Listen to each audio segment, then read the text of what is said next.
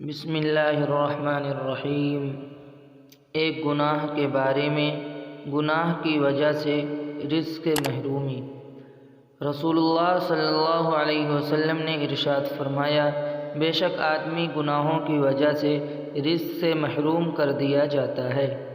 دنیا کے بارے میں، مال اور اولاد امتحان کے لیے ہیں۔ قرآن پاک میں اللہ تعالی فرماتا ہے، تم اس بات کو اچھی طرح سمجھ لو، تمہارے مال اور تمہاری اولاد امتحان کی چیزیں ہیں۔ خلاصہ، اللہ تعالیٰ دنیا میں مال اور اولاد دے کر لوگوں کا الگ الگ طریقوں سے امتحان لیتے ہیں۔ جیسے کسی کو زیادہ مال دے کر دیکھتے ہیں کہ بندہ شکر ادا کرتا ہے یا ناشکری کرتا ہے، اور کسی کو کم دے کر دیکھتے ہیں کہ صبر کرتا ہے یا بے صبری کرتا ہے۔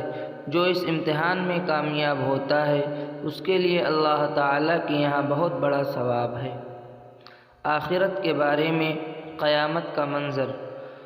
قرآن پاک میں اللہ تعالیٰ فرماتا ہے، تم قیامت کے دن دیکھو گے کہ ہر امت خوف کی وجہ سے اپنے گھٹنوں کے بل گر پڑے گی، اور ہر امت کو اس کے نامہ اعمال کے پاس بلایا جائے گا۔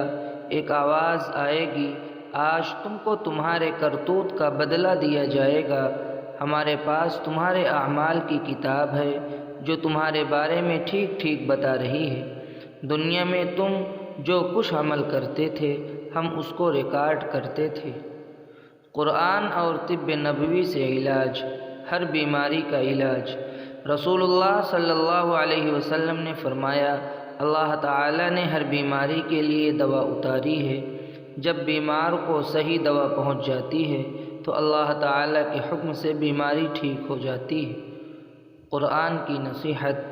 قرآن میں اللہ تعالیٰ فرماتا ہے، جس وقت انسان کو کوئی تکلیف پہنچتی ہے تو ہمیں پکارنے لگتا ہے، پھر جب ہم اس کو اپنی طرف سے کوئی خاص نعمت دیتے ہیں تو کہنے لگتا ہے، یہ تو مجھ کو صرف میری علمی قابلیت کی وجہ سے ملی ہے۔